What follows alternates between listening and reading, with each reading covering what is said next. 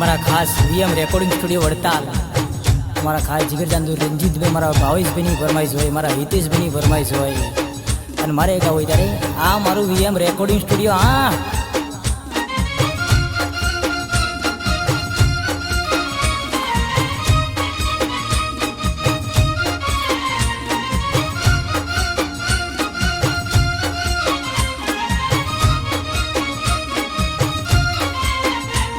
જા નહીં થાય તું જેવું ભલે જિંદગી આખી મથે, જા નહીં થાય મારા જેવું ભલે જિંદગી આખી મથે.